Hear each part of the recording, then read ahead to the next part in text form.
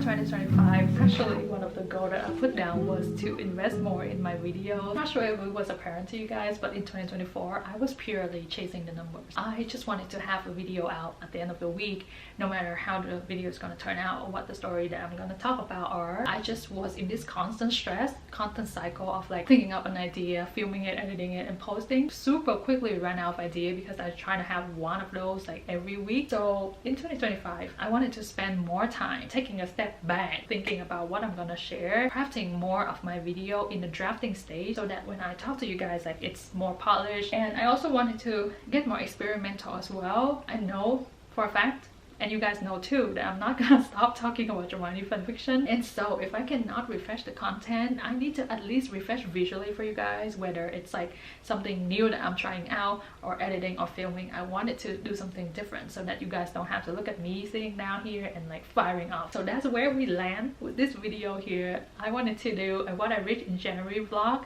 so that you guys can still hear about our mutual love for dramione fics, but at the same time see some glimpses of my life. But I'm hopeful that, you know, with all of these changes that I put out for myself, I can finally find a balance between committing to a schedule, still satisfy my creative needs, and not compromising the quality of my video or improving the quality of my video. But what I'm even more is actually thankful. I'm beyond thankful for you guys and the friendships that we have, because you guys are still here and hearing me talk about the same two idiots all over again. Just me and the same two idiots, but you guys are still here. So I mean, I'm just beyond thankful, and my heart just goes out.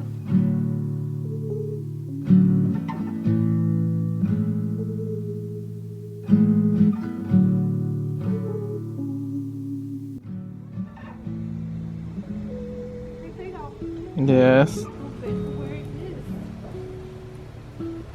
Get over my legs.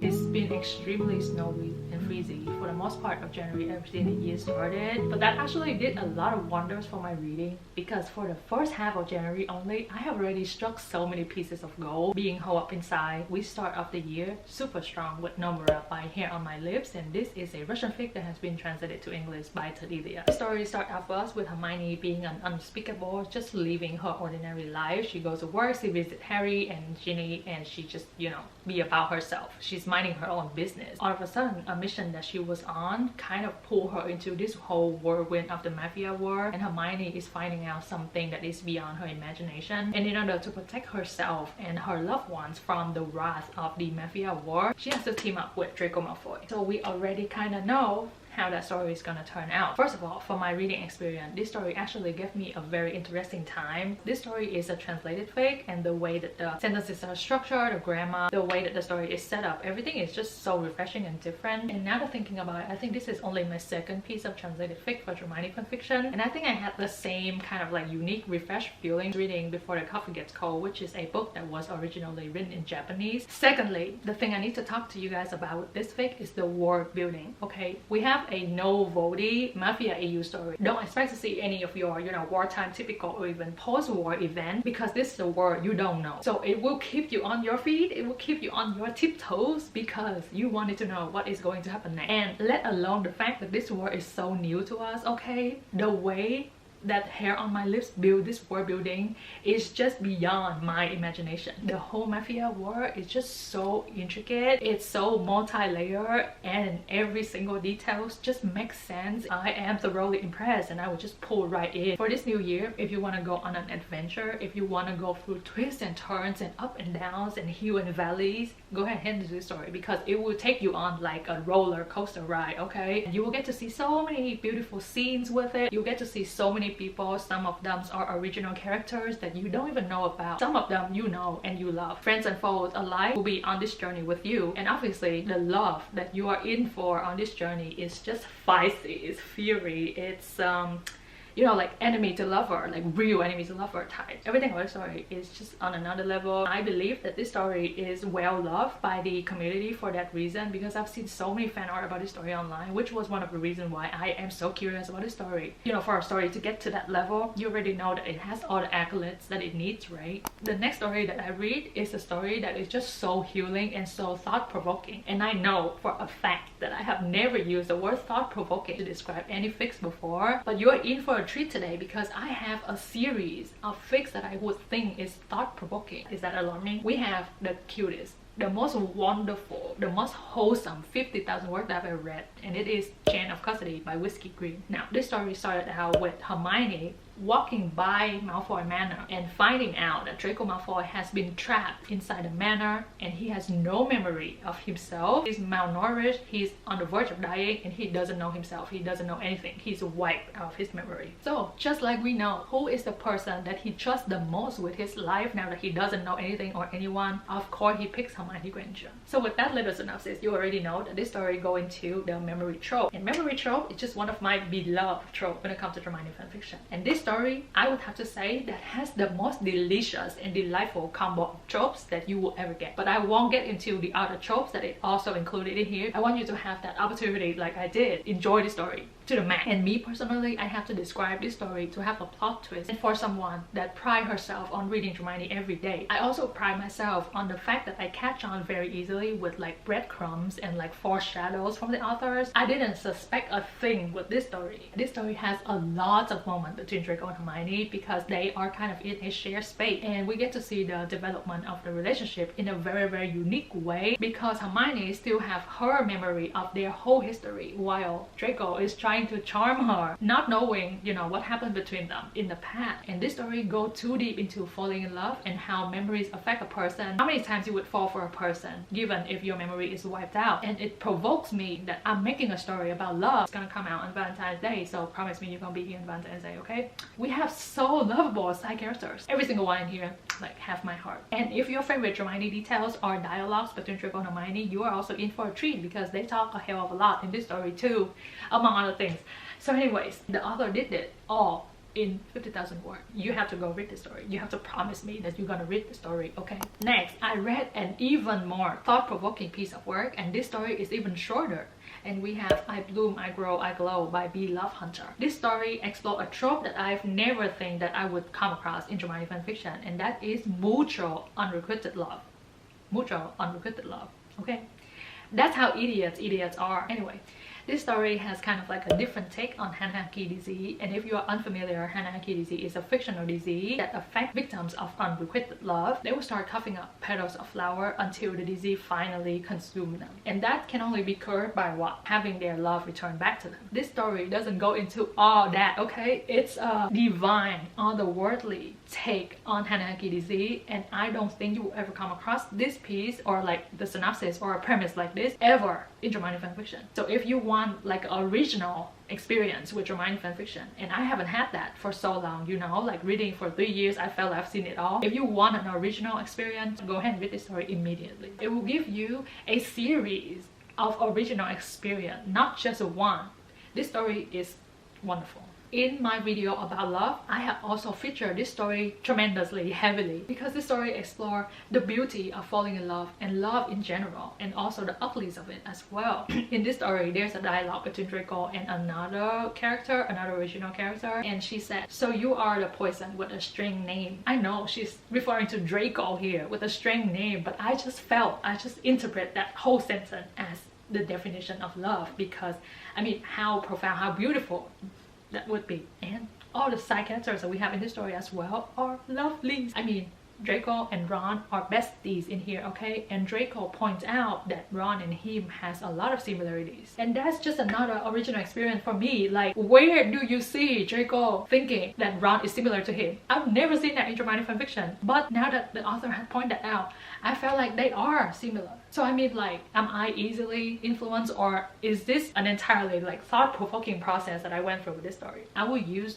the author's own word to describe their work, okay? Because this story is divine. mind. This story is otherworldly. Beautiful wouldn't even describe this story because it's so much more than beautiful. And again, you have to promise me that you have to go ahead and read this story. I promise you this will be an original experience with Dramione for you, I promise, okay? The next story that I read in the first half of January, actually a fic that is written by one of us friends on here. She wrote her first Dramione fanfiction and was so kind to share it with us. I have Bloodlines and Our Obstacle by Flores and Blonde. This story started out for us when the Ministry of Magic is trying to seize Malfoy Manor, but they found out that the manor and Draco is actually cursed to link together. So if they take the manor away from Draco, he's gonna be killed and the manor is gonna like succumb into itself, so it's gonna self-destroy. So they have to bring in Michael Jordan, they have to bring in Hermione Granger as that curse breaker so that they can take the manor away from Draco. When Hermione started to work on that curse, she started to understand a lot more about their past relationship and their past interactions, okay? Also another trope that I said I would like to explore with Dramione fanfiction, which is Old Flames, his story. And this story peeled that relationship back like one chapter at a time. So the storyline is non-linear and you get some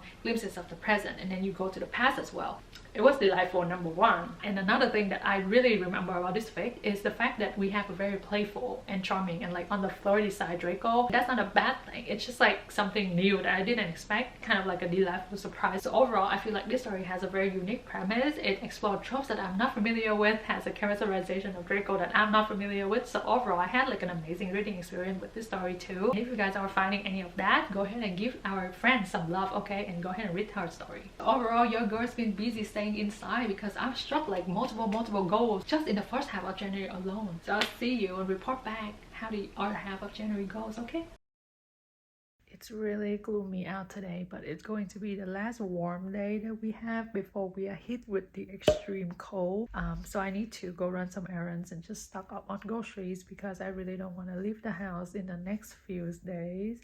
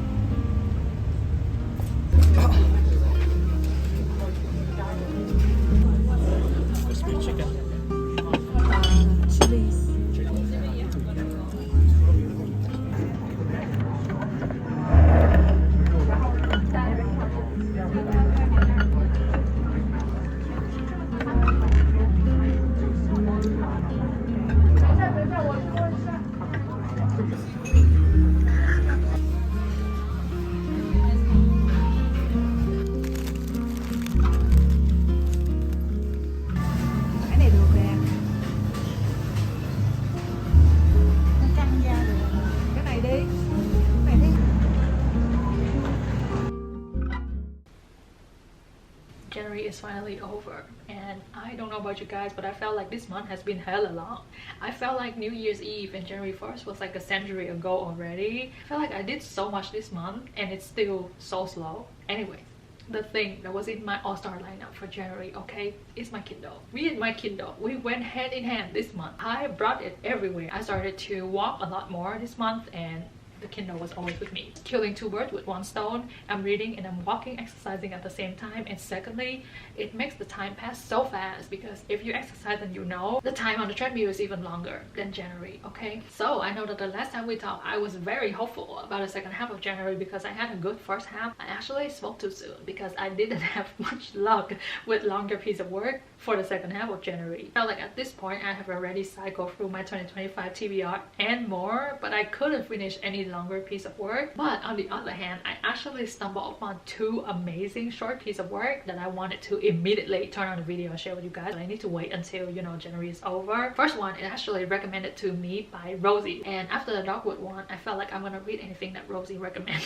So we have Through the Clouds, A Path is Torn by Galaxy Sky. Now I have to say that I felt like the author love for the sky is super cute in this because first the pen name, and secondly I felt like there are a lot of references to the sky and the stars. That that's also your thing, I feel like you're gonna love this story. This story starts off us when the Ministry of Magic is executing all of the Death Eaters, and as part of, you know, part of that human act, they get to invite someone to spend the last night with them, and Draco Malfoy invite Hermione Granger. Everything about the premise, the development, the writing, the details, there's only one word to describe the story, and that is beautiful. My memory card just ran out, so I hope that this video lines up with the last. The theme of January is just thought-provoking because I had so many pieces that leave me thinking, that are just food for my thoughts. The love that we have in this story, I felt like it's very raw, and they are just inspire me to do an entire video about love. There's one parallel about the story that I just need to highlight, and I know that I'm gonna spoil it for you guys, so feel free to skip over this part, okay? But in this story, Hermione teach Draco how to cast the Patronus, while Draco teach her how to cast Crucio. And I felt like that's a very yin-yang moment, the most profound spell that associate with happiness and love, because you need to think of that memory, while when casting Crucio you need to think about, you know, all the hate in order to actually cast a Crucio that works. That's just beauty. You guys know whenever I love story, it's gonna be very hard for me to talk about it because I want you guys to experience the story, and secondly, it's just beyond me to cast any opinion at all. So I would say go ahead and read this story. You guys will have a good time, I promise you. You can never go wrong with a story like this. And the last work that I read for January is actually by a prophecy girl, and if you guys remember her, she actually writes Dawn Plus Decade, one of the best story that I read in 2024. And I found out that she actually has a series of work. You can read her series in any order, like the stories are not interconnected or anything, but I will make sure that I read all of them. I felt like I was already in love with her writing in Dawn Plus Decade, but Mindbound is on another level, another super thought-provoking story that we have as well. And this story is super short. I think it's like under 30,000 words. I started the story thinking that I'm gonna just read for 15 minutes and I'm gonna go to sleep, but no, I actually stay up until 2 a.m. to finish this story. But this story is a beautiful storyline when Draco is actually called in by Harry to help with Hermione. Hermione, who because of an accident was in a coma, and her body is entirely sound physically, but her mind, it pushed out all the attempt to enter, and so she was in a coma because of that. So Draco, the best mind healer, would go on this adventure in Hermione's mind, and you guys already know all the delightfulness that comes with them being in proximity and in somewhere that only they know. And in this story, Draco is 37 years old. So doesn't make that much difference for me personally, but if you guys are looking for older characters, I feel like this story is really perfect. I love this story, and I highlight so much of this story that I don't think my Kindle was, you know, like had any white page left. Even though I've only read 2 works by a prophecy girl, I felt like she's on the way to become one of my favorite dramatic fanfiction authors. They are straightforward stories that are not so straightforward. You think they're straightforward, but they're so multi-layered, so multi-dimensional. I think you guys should go ahead and read her story. So that's all that I read in January, and actually your girl was like kindling very hard, okay? And you guys like my stickers? The Kindle is actually a gift from one of my best friends, and the sticker is another gift from 2 other best friends. I mean, I'm just trying to keep all of my friends close to me. I felt like that was an amazing reading month. So many thought-provoking piece of work. I told you guys that's the theme. I've been thinking about all the work that I read in January for so long, for the entire January. I'm a little bit worried. I don't know if I'll be able to replicate such a good reading month in February. So please give me your recommendations below, okay? Because I've already shared with you guys that I didn't have much luck with longer piece of work in January. So please give me your long piece of work that is consuming you, okay? In the comment down below, and I'm gonna go ahead and read them. I hope you guys enjoy this little date that we have, like just reading and hanging around. But I'll see you guys soon.